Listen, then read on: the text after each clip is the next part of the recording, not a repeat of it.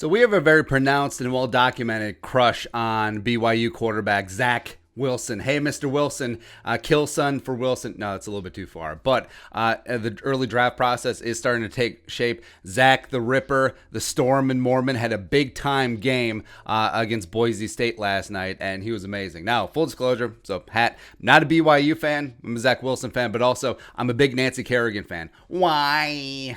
But now, when the Vikings were 1-4, we got some flack when we mocked him at 6 to the Vikings. We're like, why you drafted a quarterback that high? Blah. Right? And now it's like, Wilson won't be there at 10, or when the Vikings will be drafting. It doesn't matter. It's okay. Everyone has their opinions. It is draft season. That's what I love about it, is that everyone has a different opinion, and no one is ever right. Ever. It's completely subjective, but whatever. But last night, like we said, was huge, big time for Zack Wilson. It's the only Boise State is the only ranked opponent on the BYU schedule this year at 21 Boise State, and Wilson just took him to the woodshed. And also, remember, Wilson initially committed, then decommitted from Boise State before staying at home and picking BYU, so a little bit of extra juice, a little lack of the juice last night. So number 9, BYU, 51-17 win at Boise State on the Smurf turf. Apologies to Ezra Cleveland, Alexander Madison, and Georgia Loca. Woo! It's a big-time game. Wilson was 21 of 27 for 359.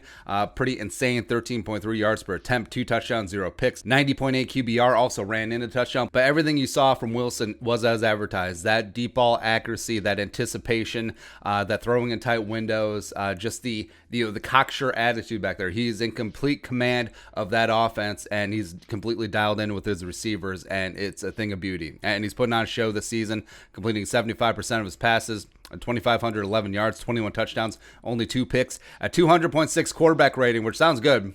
But then remember, the college quarterback rating is different than the NFL and goes up to 1,261.6. So, 87.1 QBR out of 100 as well. And of course, what's readily apparent is that arm talent. It is elite. It is up there with Kyle Trask in this year's draft. It's up there with Mahomes. It's up there with Jordan Love. It's up there with Josh Allen, Jay Cutler, Michael Vick, all the way back. And also, we always talk about like the wrist flick, where it's just a flick of the wrist and the ball explodes off the hand for 50 yards. We saw that Michael Vick had the greatest wrist flick of all time, and it's a big difference between that versus a quarterback who has to really gear up and really get the whole body into putting it 50, 60 yards downfield. And it is a cliche that you can't teach that, you can't coach that. You cannot coach that level of arm talent. Now, he does take a couple of risks. He hasn't quite been burned on them this year. He only has 2 picks, so one against Navy in the opener, one against Western Kentucky last week. But you see the accuracy, and that's what stands out to me more than just the arm talent, where if his arm strength was a little bit lower level, like say on the level of Tanner Morgan, he would still have that extreme accuracy, anticipation, throwing guys open, would be elite and would certainly work next level even without the arm talent. So adding in the arm strength as well, just a bonus, just that cherry on that Sunday. Plus you throw in intangibles, which are extremely important for a quarterback. Kid's humble. He's a leader. Came back from injury last year, so you like that he came back from adversity. Really good mobility, as well as 8 rushing touchdowns on the season. And I think the Heisman right now, it is between Mac Jones of Bama, as well as Justin Fields of Ohio State. Maybe Kyle Trask of Florida gets in there, but unlikely. But also, I think they are 1-2. Trevor Lawrence missed a couple of games, missing the biggest game of the season against Notre Dame today. So I think he's out of the race.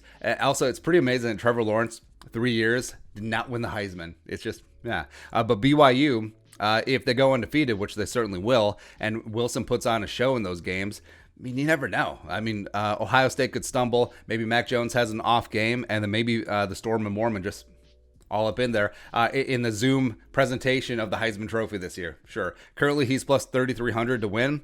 Yum, yum. I will take those odds. So, running down the list.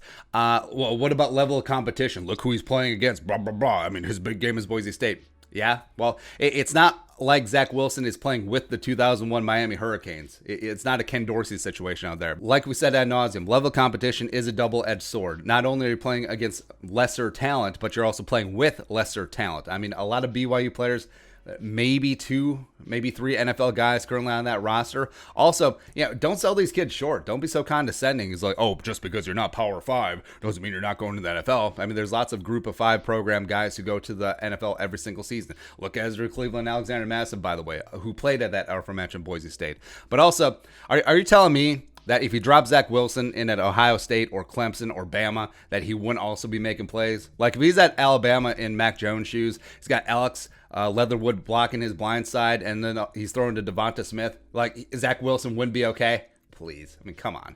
And also the whole, well, you need to tank or lose games, otherwise you can't draft a quarterback. Why?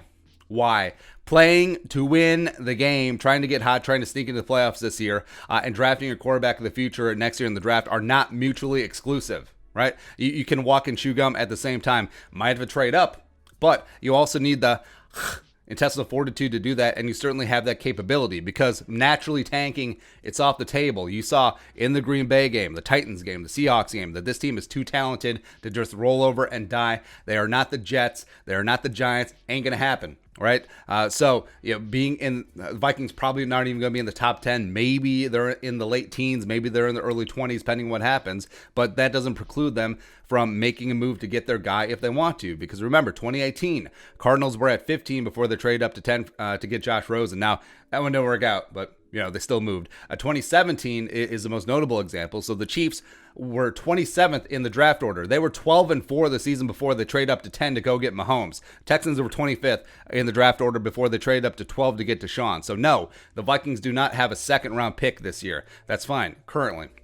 But also, they currently have 2 third-round picks and 3 fourth-rounders, and potentially an extra third or fourth, depending on what happens with the Trey Waynes compensatory pick. So they do have the ammo to move, and also, they still have their first-round pick next year. So that is certainly still in play. And also, look at the top 10 of the draft currently. So take the Vikings out. They're not going to be there. Look who probably will be out at quarterback. The Dolphins, don't believe Skip Bayless. The Dolphins aren't in Tua. Shut up. The Cowboys, maybe they roll with Dak one more time. Falcons, one last ride with Matt Ryan. It's a possibility. Chargers have Herbert. The Bengals have Burrow, so they're out as well. So the Vikings will have ample trade opportunities to choose from if they want to. And also, we get a lot of the whole, name me a BYU quarterback besides Steve Young and, to a degree, Jim McMahon, who's worked out.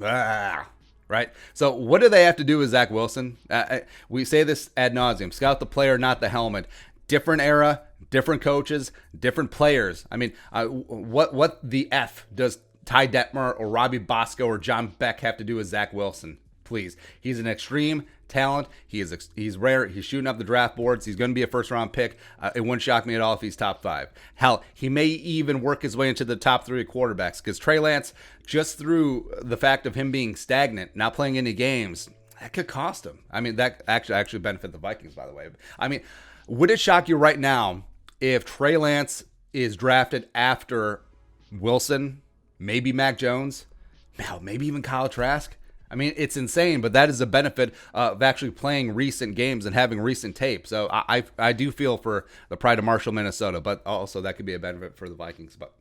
But like we said, even if the Vikings win, even if they make a push for the playoffs, even if they come up short, maybe if they get in, it's whatever. They can still get their guy. Again, for the 17,000th time, playing to win does not preclude you from drafting a quarterback next year. You can do both, right? And also, by the way, before this season, who had ever heard of Zack Wilson? Who had ever heard of Mac Jones? Well, probably heard of Mac Jones. Who ever heard of Kyle Trask or even Trey Lance before last season? No one, right? So this could potentially be the best quarterback class in NFL history. It's going to be deep. There's going to be guys out there. So calm down. Vikings will get their quarterback in the future. And I keep saying that just so when Rick Spielman takes a cornerback and a defensive end in his first 2 picks, we're just like, okay, but memories. Yeah. But Zack Wilson, all in. Zack Wilson, no matter what. Let us know in the comment section below. Subscribe for daily Vikings takes. Want to support that work? Pull some of the Venmo. But until next time, Skull Production Value.